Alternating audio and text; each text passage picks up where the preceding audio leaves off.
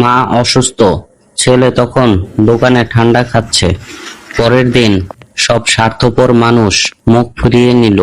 মা রেখে গেল এক গোপন ব্যাগ, কিন্তু কোথায় সেই ব্যাগ, আর কে পাবে মায়ের শেষ সম্পদ? অলস ছেলের কি পরিণতি হলো? উত্তর জানতে হলে শেষ পর্যন্ত দেখুন। আর গল্পটি দেখে যদি ভালো লাগে বন্ধুদের সাথে শেয়ার করবেন, আর একটি কমেন্ট অবশ্যই করে দিবেন। ফজরের আজান দেওয়ার অনেক পরে ঘুম থেকে উঠল রফিক। সে কোনো কাজ করত না, বেকার ঘুরে বেড়াতো আর মায়ের কাছ থেকে টাকা নিয়ে খেত। আজও তার নিয়ম মতো মাকে চিৎকার করে বলল, মা, রান্না কি হয়েছে? এত সকাল হয়ে গেল, এখনো কিছু খেতে দাওনি। খুব ক্ষুধা লেগেছে, আমাকে তাড়াতাড়ি কিছু খেতে দাও। মা আমেনা বার্ধক্যের কাপা হাতে রান্নাঘর থেকে রুটি এনে দিল। বয়স হয়েছে, আগের মতো আর পারে না। এই নাও, রুটি বেজে নিয়ে এসেছি। আর বাবা, কাজ কাম কর। কাজ কাম করলে তো একটা বিয়ে দিতে পারি। এভাবে কি আর হয়? আমার বয়স হয়েছে, আমার কখন কি হয়ে যায়, অসুস্থ শরীর আমার। মা, প্রতিদিন একই কথা বলো। তুমি চাইছো আমি কাজ করি, সংসার চালাই, কিন্তু দেখো তো গ্রামে কি কোনো কাজ আছে? সব বন্ধু শহরে গেছে, আমাকে শহরে যেতে দাও। আমি শহরে গিয়ে কাজ করতে চাই। এখানে কোনো কাজ পাওয়া যায় না। তোমাকে আমি কতদিন বলবো? তুই আমার একমাত্র ছেলে, এই বুড়ো বয়সে তোকে ছাড়া আমি কি করে থাকবো? তুই গ্রামেই থাক, একটা পুকুরে মাছের খামার বা মুরগির ফার্ম কর, আল্লাহ রিজিক দিবেন। মা, এইসব পরিশ্রমের কাজ আমি করব না। তুমি না চাইলে আমি শহরেও যাব না। তাহলে আমি বসে বসে খাবো, এটাই আমার সিদ্ধান্ত। খাওয়া শেষ করে রফিক মায়ের কাছে বলল, মা, 20টা টাকা দরকার, কানাই দাদার দোকান থেকে ঠান্ডা খাবো। বাবা, এখন হাতে টাকা নেই। কানাইয়ের দোকান থেকে ডাল চাল কিনেছি, টাকা যা ছিল সব শেষ হয়ে গেছে। তুমি কোনোদিন আমাকে টাকা দাও না। আচ্ছা, লাগবে না।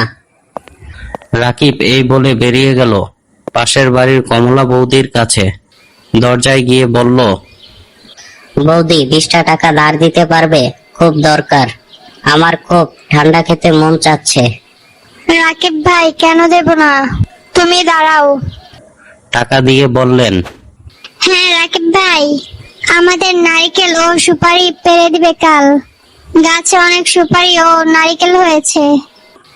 অবশ্যই বৌদি, চিন্তা করো না, আমি কালকে সকাল সকাল এসে তোমার নারকেল আর সুপারি পেরে দেব।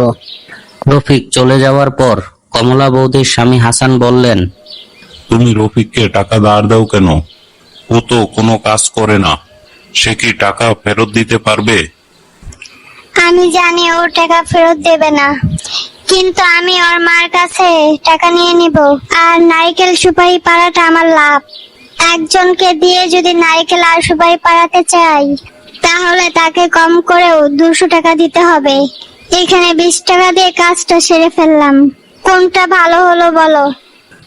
এদিকে কানাই দাদার দোকানে গিয়ে রাকিব বলে, কানাই দাদা, 20 টাকার ঠান্ডা দাও, প্রচন্ড গরম। এখন তো ঠান্ডার দাম 20 টাকা নেই, 30 টাকা হয়ে গেছে। তোমাকে আরো 10 টাকা দিতে হবে। আমার কাছে 20 টাকাই আছে, 10 টাকা বাকি থাক, পরে দিয়ে দিব। ঠিক আছে, নিয়ে যা, পরে 10 টাকা আমাকে দিয়ে যাস। কানাইদা মনে মনে বলে, তুই না দিলে তোর মায়ের কাছ থেকে নিয়ে নিব। তোর মা যতদিন আছে তোকে বাকি দিতে আমার বাঁচবে না। তুই তো তোর মায়ের কষ্ট এখনো বুঝলি না, বুড়িটাকে এখনো খাটিয়ে মারিস। একদিন সকালে রাকিবের মা আমেনা গ্রামের সম্মানিত ব্যক্তি হারাদন চাচার কাছে গেলেন। হাঁপাতে হাঁপাতে ডাকলেন, হারাধন চাচা, একটু বাইরে আসেন, খুব দরকার। কি হয়েছে আমেনা, এত সকালে? হারাধন চাচা, আমি আর রাকিবের বাবা সারা জীবন কষ্ট করে যা সঞ্চয় করেছি, সামান্য টাকা ও সোনার গহনা, সব এই ব্যাগে রেখেছি। আমার শরীর ভালো যাচ্ছে না, রাকিব সব নষ্ট করে দেবে, তাই এই ব্যাগটি আপনার কাছে রাখতে এসেছি। এত বড় আমানত আমার কাছে কেন রাখতে চাও? আপনি সৎ মানুষ, আমার মৃত্যুর পর যদি রাকিব ভালো মানুষ হয় তাহলে তাকে দিয়েন, আর সে যদি অলসী থাকে তাহলে এগুলো এতিমখানায় দান করে দিয়েন। পৃথিবীতে তো আমার আর কেউ নেই। হারাধন চাচা ভরাক্রান্ত মন নিয়ে রাজি হলেন। আমেনা চলে গেলেন সান্ত্বনা নিয়ে। সেই দিন রাতেই আমেনা অসুস্থ হয়ে পড়েন। রাকিব তখন গাছের নিচে বসে সময় কাটাচ্ছে। হারাধন চাচা এসে বলেন, রাকিব, তোমার মা অসুস্থ, বাড়িতে যাও। বুড়ো মা বয়স হয়েছে, অসুস্থ তো থাকতেই পারে।